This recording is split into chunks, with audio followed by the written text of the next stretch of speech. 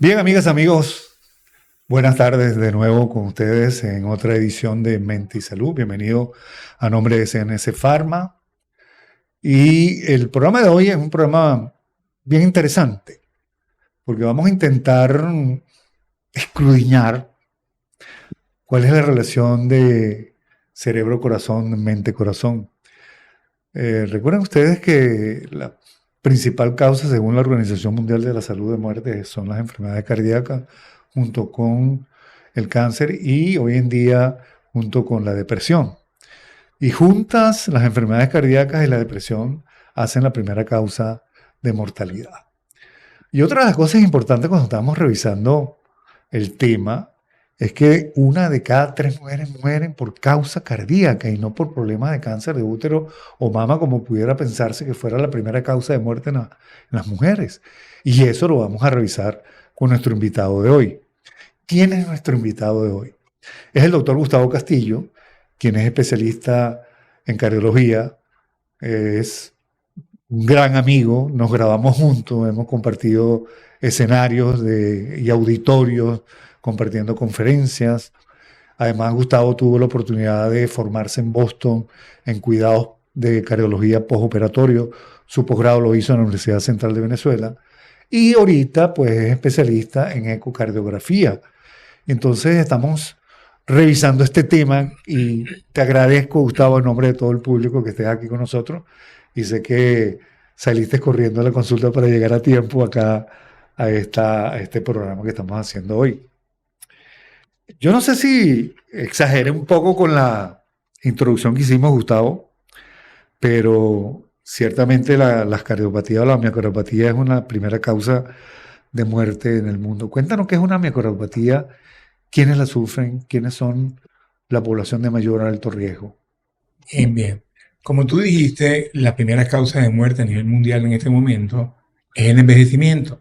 Y el envejecimiento conlleva a la aparición de enfermedades neoplásicas, cáncer y, por supuesto, enfermedades cardiovasculares. Al principio de los siglos eran enfermedades infectocontagiosas que controlaban la natalidad a través de la mortalidad. Pero actualmente las enfermedades cardíacas son las que llevan, digamos, el estandarte de mortalidad más en el mundo. Las miocardiopatías se refieren a daño estructural del miocardio, es decir, del corazón. Hay miocardiopatías que se desarrollan por los factores de riesgo que todos conocemos, como la hipertensión, la hipercolesterolemia, la diabetes, el tabaquismo, obesidad y un ente importante, el estrés. Y el sedentarismo. El sedentarismo conlleva, por supuesto, malos hábitos, Claro. que incluye la obesidad. La Claro. miocardiopatía como tal es primaria cuando el músculo se enferma sin una causa conocida. ¿Y eso que son factores genéticos? Hay factores genéticos de miocardiopatía Predisponentes. sí, sobre todo arritmogénicas que pueden producir la muerte en deportistas. Pero propiamente hablando, las que se desencadenan por los factores de riesgo, por ejemplo, la enfermedad coronaria que se produce debido a obstrucción de las arterias en el hipertenso, fumador, colesterol, ese infarto va a causar una desestructuración de la arquitectura del miocardio. Okay. Y entonces se puede producir una miocardiopatía isquémica, es decir, el corazón sufre un infarto, se dilata, pierde su remodelado normal y entonces entramos en lo que se llama miocardiopatía isquémica o, como le dicen los gringos, cardiomiopatía isquémica. O sea, es un daño del músculo del corazón. Un daño del músculo, en este caso causado por la obstrucción de las arterias coronarias, clásicamente denominado como enfermedad cardíaca crónica isquémica o cardiopatía isquémica, derivado de un infarto. Pero puede haber cardiopatía y miocardiopatía, o sea, una enfermedad distinta al daño al miocardio. En el caso de que haya una enfermedad coronaria y no haya habido un infarto como tal, el músculo puede permanecer en muy buenas condiciones y no dar el signo de desestructuración o miocardiopatía. En este caso, el paciente bien tratado se revasculariza, es decir, se le abren las arterias, ya sea por técnica quirúrgica o por técnicas percutáneas como la angioplastia, y se controlan los factores de riesgo. El colesterol, el cigarrillo, la hipertensión, la obesidad, etc. Entonces, ese corazón debe permanecer muy bien por muchos años. Pero cuando el corazón pierde su estructura por un infarto o por una viremia, es decir, una virosis, como recientemente vimos en COVID, miocarditis, ese corazón puede perder su estructura de manera definitiva y no revertir.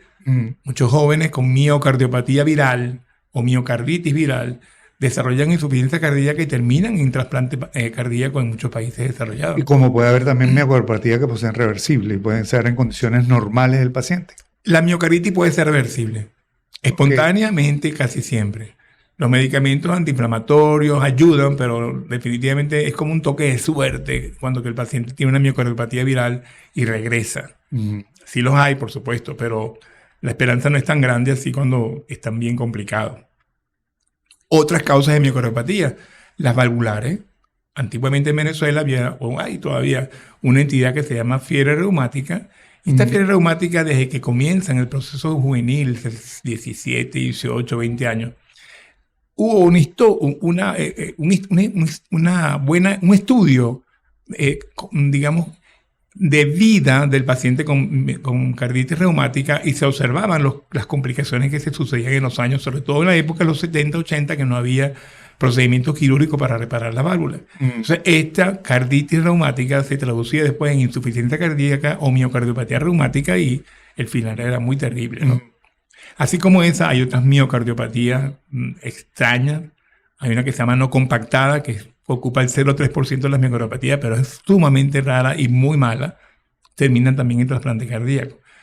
Entonces, el concepto es que el músculo pierde su capacidad funcional, es decir, de bomba. Y muchas veces inclusive acompañado de succión, que es la diástole.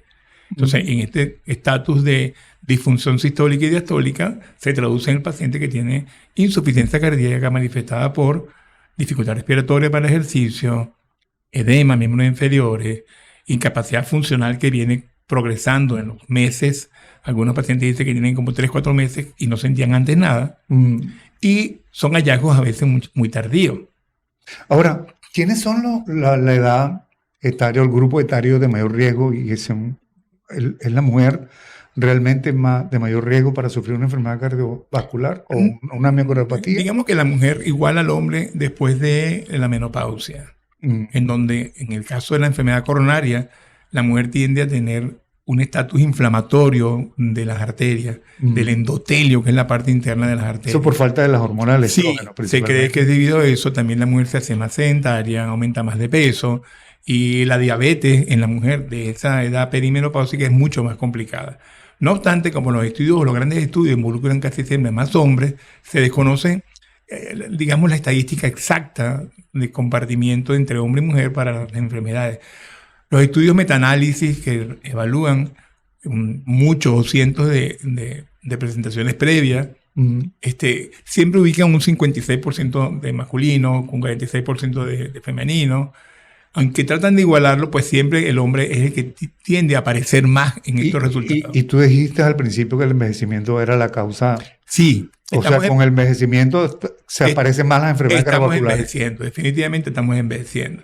Si nos vamos al Egipto de 1000 después de Cristo, hay tumbas con fallecimientos pues, de un anciano de 38 años. Sí. Es correcto, y es que antes el promedio era ese. Exacto. Si hubiera sido de 70 años no hubiéramos cabido. Además que tú desde el principio de Adán y Eva, nosotros viviendo 80 años, no hubiéramos cabido. Por eso, fíjate tú, el rey David tenía 1000 mujeres. Sí. Ahora, esos factores de riesgo que nombraste, como el sedentarismo, el tabaquismo, la hipertensión, la obesidad, el sedentarismo, incluso la depresión, que no la nombramos. La depresión. La conexión que vamos a hablar más tarde sobre eso, sobre la conexión corazón-mente, mente-cerebro, cerebro-corazón. ¿Esos son predictivos realmente? ¿Todos los que tengan esos factores de riesgo van a sufrir una enfermedad cardíaca? ¿Se puede prevenir la enfermedad del miocardio? Sí, por supuesto que sí. Hay factores de riesgo genéticos, como el nivel de colesterol muy elevado, se llama hipercolesterolemia familiar. Hay factores genéticos compartidos con el medio ambiente, que son la hipertensión, en el individuo que tiende genéticamente a ser hipertenso, pero que se torna obeso, sedentario, fuma, etc., ¿no? Entonces, estos factores de riesgo son modificables en la mayoría de los casos. Y por ende se puede prevenir la aparición de la enfermedad cardiovascular. De hecho, te cuento como anécdota o como un dato para todos nosotros, los que nos están viendo, en Harvard acaban, digo yo, los años recientes de crear una subespecialidad de medicina que se llama estilo y calidad de vida. Sí. ¿Cómo impacta en la salud mental y en la salud general el estilo y calidad de vida? Eso que tú estás diciendo, factores de riesgo modificables. Disculpa que te interrumpa. No me interrumpe. Los factores de riesgo modificables, que de hecho, en base a todos estos conocimientos de los años 50 al 70, un famoso estudio llamado Framingham, que te clasifica o te cuantifica el riesgo cada 10 años de tener un evento, un porcentaje de 5 a 7, de 7 a 10 y así sucesivamente, en la suma de los factores de riesgo. Por ejemplo, el diabético, hipertenso, obeso, fumador, no hay que decir que no va a presentar un evento. Se lo presenta si sigue así. Sí, lo va a seguir, lo va a presentar. De hecho, hay un artículo o hay una referencia que dice que el tabaquismo pasa factura con seguridad un 90% antes de los 80 años. Imagínate. Entonces, no, que yo fumo, que mi mamá vivió 90, bueno, este es el 10% que puede alcanzar para allá, pero no se sabe si fumaba también mucho, si genéticamente era sana, porque hay quienes nacen genéticamente para vivir 100 años y lo echan a perder en el camino fumando. O hay gente que nace con una predisposición genética. No, claro, la predisposición. Lo que tú decías del deportista, ¿no? Sí, nosotros en la consulta siempre tenemos que preguntar, su papá vive, cuánto vivió, su mamá vive, cuánto vivió, tíos, enfermedades que se conocen. La carga familiar es importante, La carga familiar, la herencia familiar. Sí, es muy importante, sobre todo en el contexto de la muerte súbita familiar. Hay algo que hay que buscar muy estructuralmente en ese corazón, así no lo veas. Tienes que buscarlo porque genéticamente se puede heredar esa predisposición. O sea, que una persona que sufra los factores de riesgo que tú estás diciendo son predictivos de que va a sufrir un problema cardíaco. Si no hacen el tratamiento preventivo. Por ejemplo, años 50, penicilina logró mejorar el promedio de vida. Entonces, decían que, por decirte un nombre, Pedro falleció de 65 años. Y los comentarios en el velorio decían, pero es que estaba mayor. Sí. Pero es que tenía él, bueno, no, lo que pasa es que ella estaba mayor. No hacían hincapié en una posible causa. Si dejaban hablar a la esposa, esta decía, es que en el vaso de cama había mucha hormiga. Pero en los años 50 en un campo no se sabía que era diabetes. Claro. Entonces cuando se comenzó a modificar estos factores, a tratar tempranamente, entonces el mundo ya no es 65, ya vamos por 90. En las famosas ciudades azules o que tenemos zonas azules, Cerdeña, etcétera. En Japón, islas en Japón, Grecia, el promedio de vida es bastante importante, genéticamente y por el estilo de vida. Ok. Entonces es importante que se pueda modificar esos factores de riesgo como parte de la prevención de la salud cardíaca. Exacto. Hay pacientes con diagnóstico de insuficiencia cardíaca asintomáticos. Totalmente asintomáticos. Esa era la pregunta que te iba a hacer. ¿Puede haber una patología que no se manifieste? Que no se manifieste. Entonces hay tipo A, tipo B, tipo C. ¿Y hay forma de verlo tempranamente? Tempranamente. ¿Cómo se ve? Se ve primero una buena evaluación médica. Al médico se le olvida examinar a su paciente e interrogarlo. Luego los métodos... Hablar con el paciente. Sí, claro. Los métodos diagnósticos indirectos, por ejemplo, el electrocardiograma, el ecocardiograma nos da una información, pero muy importante, extremadamente importante a la hora de diagnosticar una insuficiencia cardíaca que no la vemos. Pero ¿cuándo un paciente debe ir a un médico especialista en cardiología? Siempre primero la carga familiar. La carga familiar. Primero que todo, disponibilidad. Luego, el atleta tiene que verse con un cardiólogo, y eso es evidente, o un especialista en cardiología deportiva, porque el electrocardiograma de ese atleta es sumamente importante. Algunos excluyen el ecocardiograma de inicio cuando el paciente no tiene antecedentes importantes, tiene un electro normal y un examen físico normal. No obstante, las imágenes siempre van a ser tan importantes como el electro. De hecho, ya en las emergencias, no se examina el paciente desde el punto de vista como lo hacemos con un estetoscopio, sino que lo hacemos con un eco manual. Y ahí vemos inmediatamente la causa por la cual ese individuo tiene insuficiencia respiratoria, tuvo, ingresó con un paro cardíaco, etc. Entonces, tú puedes ver cosas que pueden ser solucionadas en la misma emergencia sin tener que hacer un estudio más prolongado. Así como tú dices que con la longevidad que ha aumentado, estamos sobre los 80, 90 años, también se ha visto que más tempranamente están apareciendo las enfermedades del miocardio. Sí. Mira, lo que hemos visto también es el uso de sustancias prohibidas. sobre todo en deportistas, anabolizantes, estimulantes, que pueden desencadenar inclusive la muerte súbita sin que estructuralmente el corazón se le encuentre algo. Hay un reporte de paciente, de un muchacho joven celebrando su graduación en Estados Unidos y estaba consumiendo estas sustancias o líquidos que son energizantes. Este muchacho hizo un paro cardíaco, estaba tomándolo con vodka, pero con la suerte que vio una ambulancia a una cuadra. El paciente fue reanimado y hospitalizado durante una semana y no encontraron nada estructuralmente que pudiera explicar este paro cardíaco. Solamente la adicción o el abuso de la sustancia que era un estimulante. Sucedió igual en Australia con una muchacha de 25, pero esa no tuvo la suerte que hubiera una ambulancia cerca. Y el estudio de autopsia no reveló nada en particular como causal de la muerte. Se presume arritmia desencadenada por este tipo de sustancia estimulante. Claro que puede haber una predisposición, evidentemente, pero es mejor no investigarla. Veamos, para informar y dejarle algo a nuestros televidentes. Yo como paciente tengo una carga familiar, tengo una predisposición familiar, un riesgo, vamos a decir, de predisposición genética. Yo debería ir a qué edad y qué exámenes o qué debería yo hacer. Ir directo a un cardiólogo, ir a medicina interna. ¿Cómo yo diferenciar si voy a una persona que está preparada o no? Todo ese mundo del intrusismo que nos altera un poco la metodología diagnóstica, ¿no? Claro. En un país desarrollado, tenemos que irnos a los países desarrollados. El ABC significa que el médico familiar va a determinar la necesidad de que tú vayas a un especialista. Él hace su primer screening, laboratorio, antecedentes familiares, y si ve el riesgo de que este paciente tenga algo genético, porque es joven, citas tensionales elevadas, es muchacho, etc., va a ser medicado o por el internista o por el cardiólogo cuando ya hay algo que investigar más profundamente, sobre todo que el cardiólogo es el especialista en corazón. Y antes del especialista en corazón, pues hay gente entrenada para determinar qué factor de riesgo hace que tú vayas para allá. Entonces, los atletas de alta competición requieren evaluación. El electrocardiograma. Primera indicación. Sí, el atleta de alta competencia necesita. Los electrocardiogramas de los atletas tienen particularidades muy importantes que hay que conocer. Porque puede aparecer anormal el electro, pero es de un deportista.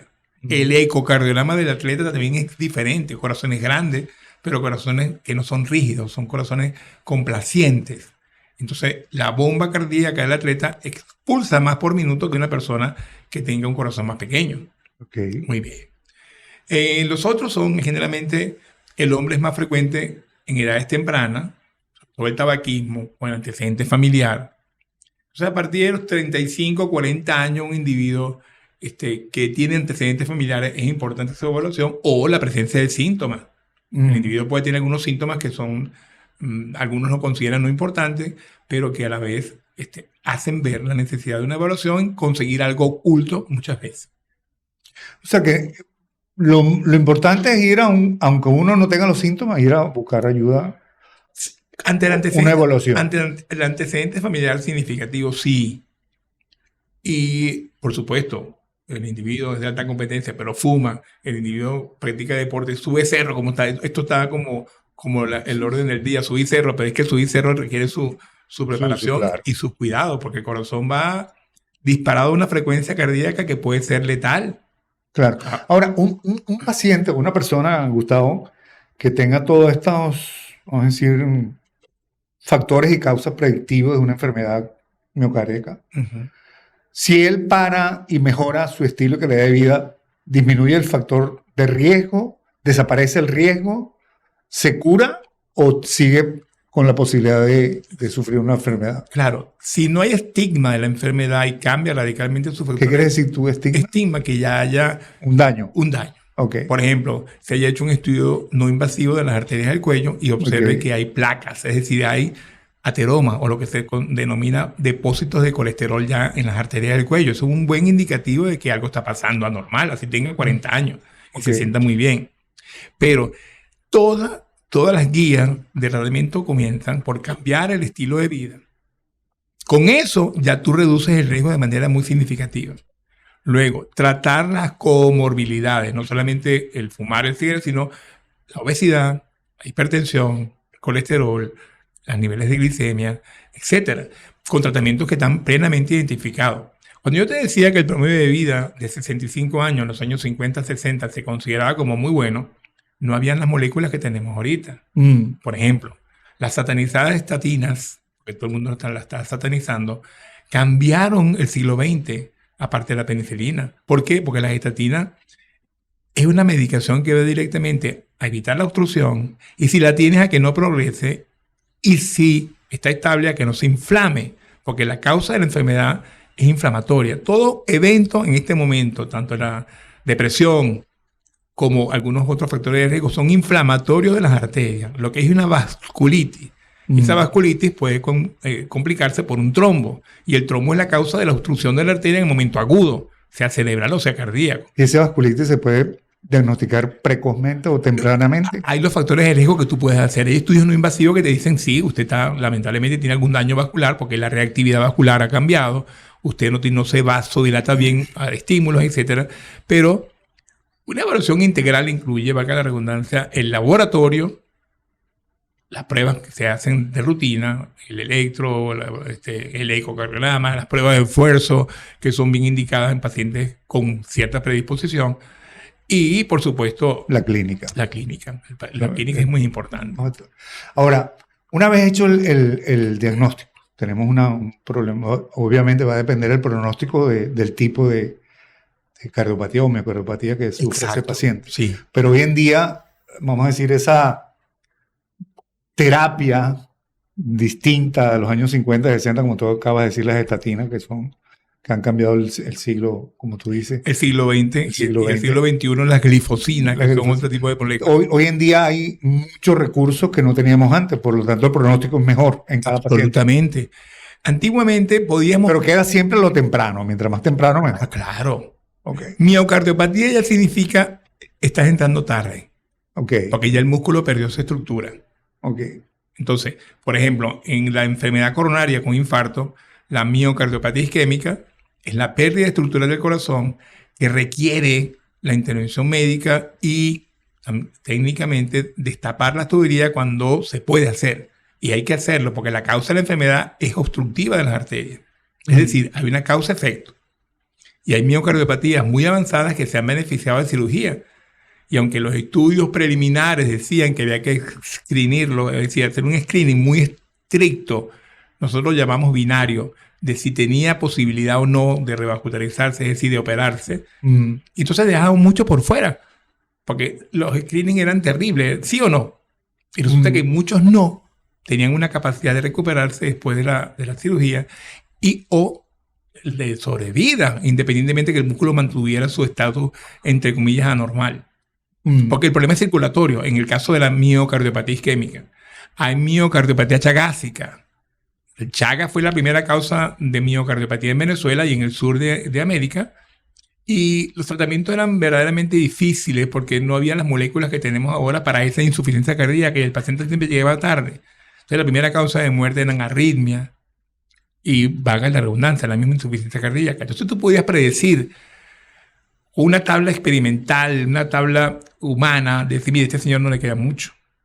Estamos hablando de un promedio de 1 a 3 años, porque el promedio de muerte en insuficiencia cardíaca es 33% anual a veces. Entonces, mire, 33% por 3 años nos da 100%. Claro. Ahora, con los nuevos medicamentos y entrando un poco más temprano en el diagnóstico, el paciente tiende a vivir, no mucho, porque nunca es mucho, pero sí suficiente. Tú nos comentabas la otra vez un estudio sobre el tratamiento médico y el tratamiento de cateterismo. Sí. Sobre la revascularización. Exacto. Y al final parecía que se emparejaban los resultados. Sí, ese estudio fue muy, muy controversial porque se hizo en 400 pacientes, se llama isquemia el estudio, que tenían una arteria obstruida en un 80% de la luz, es decir, tenían una significativamente obstrucción de la arteria y eran sintomáticos. Y fueron aleatorizados a recibir o no un stent, más tratamiento médico. Los que le colocaron stent no sabían que se lo habían colocado y los que no le colocaron stent tampoco sabían que no se lo habían colocado. A 4 años el resultado prácticamente era el mismo, tanto en el grupo médico como en el grupo tratado con el stent. De tal manera que el tratamiento médico funciona. Y la historia dice, en base a los famosos procedimientos quirúrgicos de los años 70, en donde, oye, mira, sí, la mortalidad no era era alta al principio, pero bueno, todo vino cambiando a medida que las moléculas fueron apareciendo. Entonces ahora el paciente que no se puede operar también está viviendo más por este tipo de intervención, siempre y cuando, por supuesto, esté ajustada a las guías. El impacto, Gustavo, de una enfermedad cardíaca mental, el impacto en la emoción, o es al revés, la emoción y la mentalidad del paciente puede afectar la parte cardiovascular.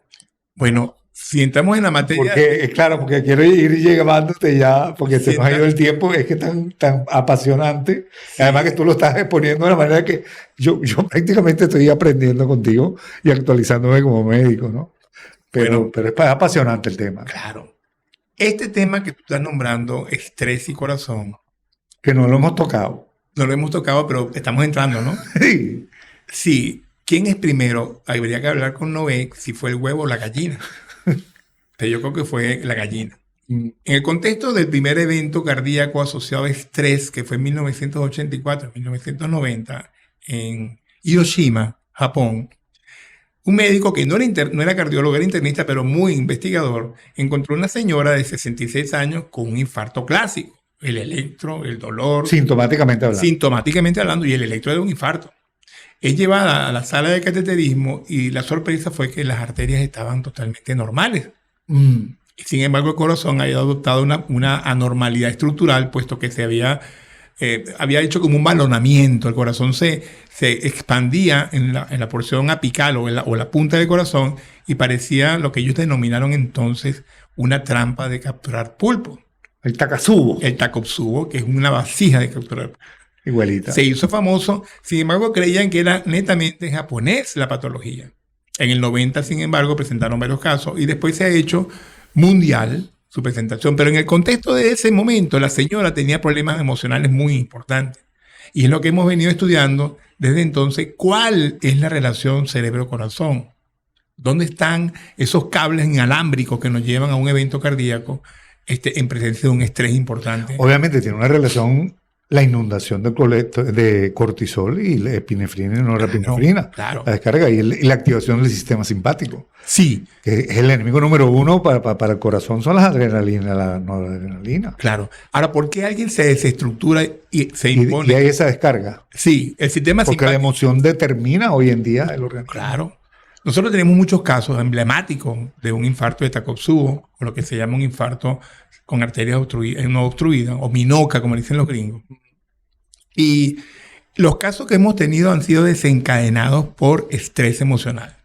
O sea, una noticia impactante. Sí, generalmente las primeras 2 semanas del duelo del esposo, un hijo, la caída económica brusca de una persona que generalmente tenía tendencia a tener un poco de ansiedad y depresión, pero esto lo hundió mucho más. Y esto... Un desamor, un divorcio traumático. Un desapego, un abandono. Sí. Bueno, un odio, rencor, mentira. La depresión. La depresión misma. Ahora, la desesperanza. Se ha dicho y se está estudiando cómo, cuál es el mecanismo. Y bueno, hemos leído estudios donde las estructuras cerebrales cambian. Es decir... Y hay cambios reales. Cambios reales estudiados por resonancia. Claro. Esa es la anatomía de las emociones. La anatomía, sí, señor. La anatomía de las emociones. Por ejemplo, tú mejor que siempre me lo dices, las estructuras cerebrales encargadas de las partes emocionales son el tálamo, hipotálamo, amígdala, cingula. Y estas estructuras, en un estudio de resonancia de 25 individuos con Takotsubo, esto es un número alto, versus 25 estructuralmente no enfermos de ese tipo de patología, había estructuralmente cambios. Claro. Había una masa cerebral más deprimida, más disminuida de tamaño, que se habla en favor de la depresión crónica o inflamatoria, y las estructuras emocionales estaban aumentadas de tamaño. La amígdala, la cingula. Entonces, hay... El hipocampo. Hay una relación directa entre la parte emocional de la persona ansiosa, la parte deprimida, el famoso síndrome del corazón alegre, un infarto porque se ganó un jackpot, se ganó un loto gordo. Porque un equipo de fútbol ganó el campeonato. Eres gerente general de la empresa ahorita. Sí. Y el hombre le da un infarto. Por una emoción fuerte. Por una emoción fuerte. Siempre está asociado entonces al impacto de una emoción fuerte. En la A estadística. un gesto indigno. En la estadística se habla que un 60%, 45, 50%, pero también hay artículos que te dicen es que el médico nos pregunta más, porque el paciente no quiere decirle. Muchas veces el paciente se inhibe de decir su condición emocional de impacto, porque tiene un infarto, pero no va a decir que consiguió el marido con una persona en su casa. Entonces, que yo lo he vivido en pacientes que he tenido. Y tú ves el electrocardiograma. Lo hemos vivido. Lo hemos vivido. Visto pacientes que, Claro. referidos por ti, que están en lo mismo. Y el electrocardiograma es típico de un infarto por este tipo de emociones que difiere de los infartos clásicos. La única diferencia es que no está obstruida la No arteria. está obstruida la arteria. Es la única diferencia clínica. Sí, por eso se llama Takotsu o Minoka. Minoka significa M de miocardio, I de infarto, N de no, O de obstrucción y C de coronaria. Y siempre las mujeres. En un porcentaje de 66. Le ganamos 70%. una, Gustavín. Sí. Ella misma, Por fin, ella le misma ganamos ella una. misma se autolimita. Por fin le ganamos uno porque nunca le ganamos. El hombre es 7%.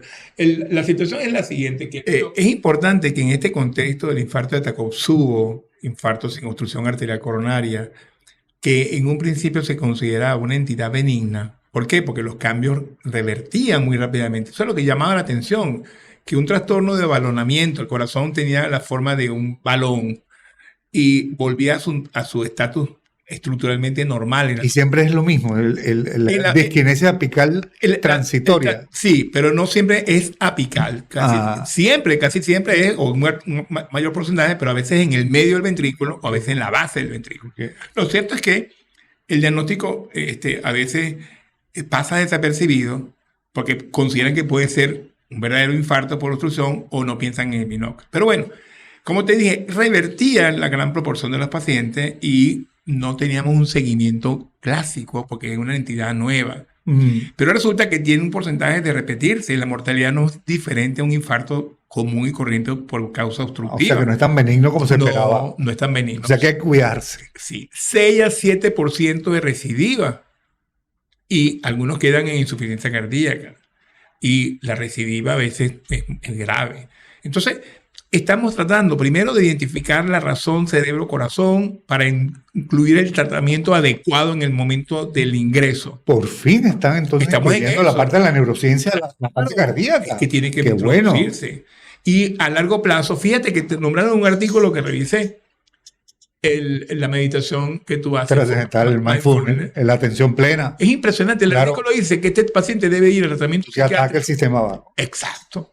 Entonces, siempre hay un disparador emocional o casi siempre lo hay. Hay Takotsubos que no se sabe, oye, mira, el tipo no estaba bien, es raro.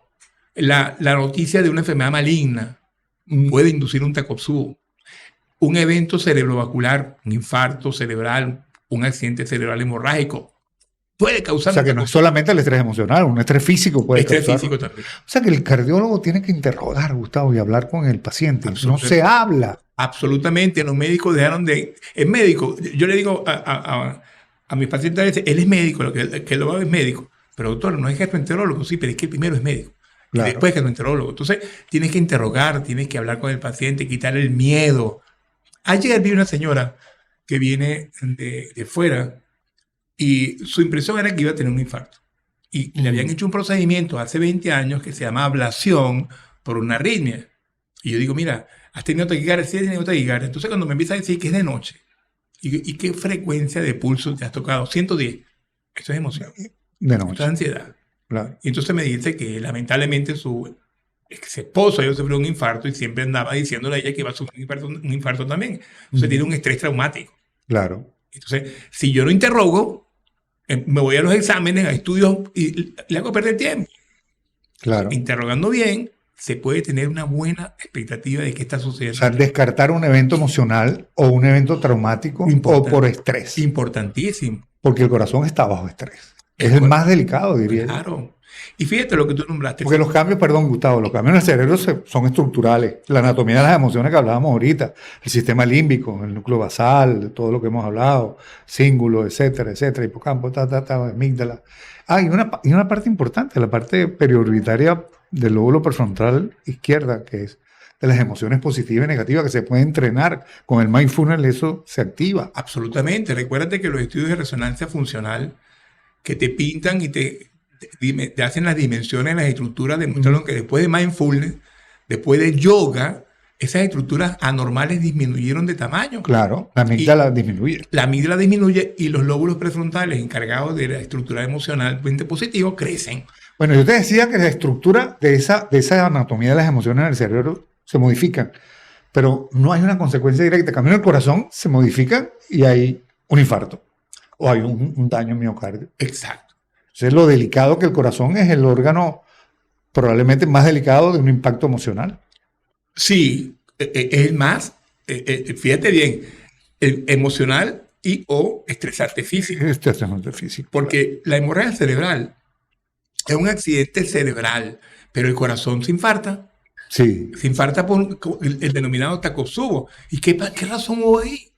Entonces, en la tensión del simpático, que es el nervio de la actividad nerviosa que nos pone en huida, en alerta, en alarma, en defensa, amenaza. Y el parasimpático, que hace todo lo contrario. Que es el sistema vago. Está inhibido. El nervio curativo lo llama. Exacto. ¿Por qué se inhibe el parasimpático? Porque la actividad emocional se va toda hacia el simpático. Es lo que estamos buscando. ¿Cómo actuar en el paciente agudo emocionalmente para que el paciente tenga mejor resultado? O sea, es crucial entonces el manejo entre interdisciplinario o transdisciplinario del paciente cardíaco. Multidisciplinario, sobre todo cuando tienes que meterte en el alma del paciente para conocer sus pesares. Ahí tienes que meterte porque Aristóteles lo decía, el alma está en el corazón, no puede estar en el cerebro porque es muy frío.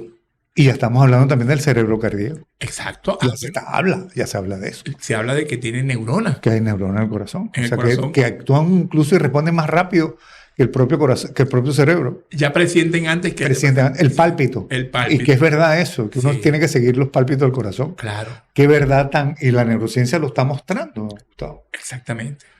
Y tú lo vives a día a día. Sí.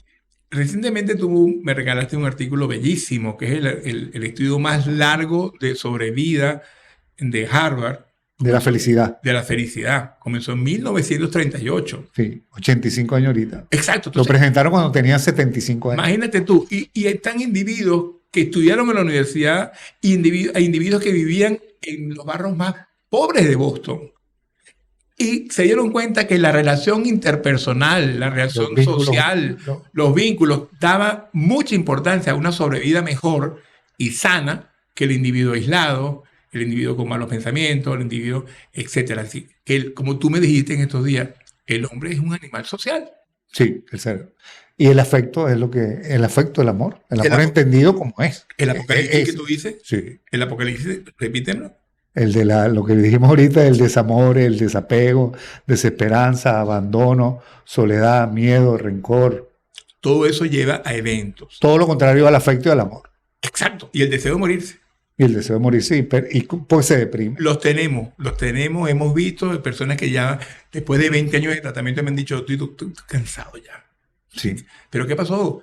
No, estoy cansado, demasiadas pastillas, demasiado. Y se han ido. Tú sabes que te tengo una buena noticia. Ajá. O una mala noticia. O las dos. Una buena noticia que te tenemos un regalo presente del Sistema Nervioso Central Pharma, SNC Pharma, para agradecerte y hacerte un gesto y que no nos olvides que estuviste aquí presente en este programa dándonos tantas buenas noticias y orientándonos a todos nosotros, ¿no? La mala noticia es que se terminó. ¿Cómo? Estuvo bien buena. Lo único, bueno, vamos a tener que pedir una versión o una entrega 2 del programa porque no nos terminamos de concluyendo para el Takotsubo. Exacto. ¿Cuál sería en base a tu experiencia del día a día, cuál sería tu recomendación? Para los médicos, sospechar. Siempre. Sospechar en el evento coronario, sobre todo en la mujer que puede tener un Takotsubo. porque es que la estructura se mantiene igual. En estos días, un ejemplo rapidito, me llega una señora de No, tranquilo. 70 Nos regalan 2 minutos. 73 años y me llega que tuvo un dolor en la madrugada, pero yo veo el electro y los cambios son típicos de Takotsubo, porque son cambios ya crónicos, es decir, se manifiestan muy rápido, como si hubiera sido un evento ya con tiempo anterior. Y viene con clínica de insuficiencia cardíaca de corta aparición. Empiezo a interrogar. Entonces, tuvo una fractura de cadera un mes atrás. Un estrés. Un desencadenante. Entonces le digo a mi compañero, vamos a hacer cateterismo porque tiene 73 años, los electros me hacen ver una isquemia. Y yo no tengo que buscar otro diagnóstico. Pero le dije, pero no vamos a conseguir con arterias coronarias normales. ¿Tú crees? Me dijo él. Porque es que el electro es demasiado evidente. Pero inyectamos y las coronarias estaban normales. Qué bueno. Era un Takotsubo. Es más, los marcadores de insuficiencia cardíaca, que normalmente son hasta 200 picogramos, estaban en 1000. No, perdón, 2400. Es decir, tenía una insuficiencia cardíaca descomunal para los cambios que tenía en el electro. Entonces, vuelvo y repito, el corazón se desestructura y se liberan enzimas y sustancias que hacen el diagnóstico temprano. Entonces, esa es digamos, la recomendación para los médicos, sobre todo cardiólogos. Y para el pueblo en general, público en general, recordar que un buen estilo de vida, sociabilidad, no hace falta tener muchos amigos. Con que tenga 2 o 3 muy buenos y lo recomienda el estudio. Si tú eres un tipo tímido, con 2 o 3 estás bien. Es más, y que llames de vez en cuando a saludar a un amigo. Mire, eso le deja... Yo te llamo los sábados. Sí. Hola. Buena noticia. ¿Cómo te va? Te llamo a ver cómo está. Es importante una llamada a un amigo de vez en cuando, Gustavo, lo que tú estás diciendo.